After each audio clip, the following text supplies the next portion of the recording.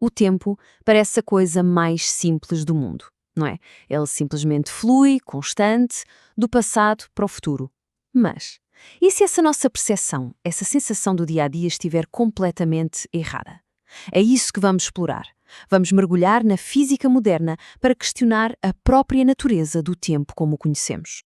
Vamos imaginar uma coisa por um instante. E se todo esse fluxo do tempo for, na verdade, uma grande ilusão? E se tudo o que já aconteceu, o que está a acontecer agora e o que ainda vai acontecer, já existir tudo junto, ao mesmo tempo, no tecido do universo? Parece coisa de ficção científica, eu sei, mas acreditem, não é. É uma possibilidade bem real sugerida pela própria física. É que esta questão deixou de ser só conversa de filósofos lá no século XX. Foi quando as equações da relatividade de Einstein entraram em cena e revelaram uma natureza do tempo, olhe, muito, mas muito mais estranha do que a nossa intuição nos diz. Elas juntaram o espaço e o tempo de uma forma que simplesmente desafia o nosso senso comum. Ok, mas para percebermos bem o tamanho desta revolução, temos de dar um passo atrás. Voltar ao ponto de partida. Durante séculos, a nossa compreensão do universo baseava-se numa ideia bem simples, até reconfortante, sabe? A ideia de que existia um relógio cósmico, um relógio universal, que marcava o tempo para tudo e para todos, da mesma forma. Essa era a visão do grande Isaac Newton. Para ele, o tempo era como um grande rio cósmico, sabe? Sempre a fluir à mesma velocidade em todo o lado, sem exceção.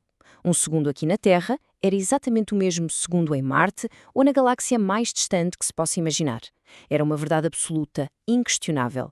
Faz todo o sentido, não faz? Parecia óbvio. E olhe, essa visão dominou completamente o pensamento científico por séculos. Era um dos pilares da física clássica. Parecia algo inabalável, uma certeza. Só que a ciência avança precisamente assim, derrubando os seus próprios pilares. E este estava prestes a desmoronar-se de uma forma espetacular. E foi aí que ele apareceu. No início do século XX, um jovem físico chamado Albert Einstein mudou as regras do jogo. A mente dele deu-nos uma visão completamente nova do universo e, com ela, uma compreensão do tempo que era, e convenhamos, ainda é, profundamente chocante. O que a revolução de Einstein fez foi, basicamente, destruir por completo a ideia de um único relógio cósmico. Acabou. Em vez disso, ele mostrou que cada observador, cada planeta, cada galáxia, carrega o seu próprio relógio pessoal. E a parte mais incrível é que estes relógios não marcam o tempo todos ao mesmo ritmo. Então, a pergunta é, o que é que faz com que estes relógios andem a ritmos diferentes? Bem, a resposta está em duas coisas fundamentais do nosso universo. A velocidade a que algo se move e a força da gravidade que se sente. São estes dois fatores que têm um impacto direto e até mensurável na forma como o tempo passa. Isto leva-nos a um dos conceitos mais loucos da física. O fenómeno chama-se dilatação do tempo. E atenção, isto não é só uma teoria maluca no papel. É real. Foi comprovado vezes sem conta, de forma super precisa, com relógios atómicos em aviões a jato e até nos satélites de GPS. Aliás, se o GPS não corrigisse este efeito, ele simplesmente não funcionaria. As implicações disto tudo são, de explodir a cabeça. É que podemos esquecer as máquinas do tempo dos filmes, com luzes a piscar e tudo isso. A física permite uma forma muito real de viajar no tempo, com um pequeno detalhe. É uma viagem só de ida. Vamos ver como isto funciona. Então, vamos imaginar um astronauta. Esta pessoa vai fazer uma viagem pelo espaço que, para ela, vai durar 10 anos. Do ponto de vista dela, dentro da nave, tudo normal. O tempo passa como sempre, a pessoa come, dorme, trabalha e, no fim da missão, envelheceu exatamente 10 anos. Simples. Mas há aqui uma gigante. A condição fundamental é esta. A nave viaja a uma velocidade absurda, muito, muito perto da velocidade da luz.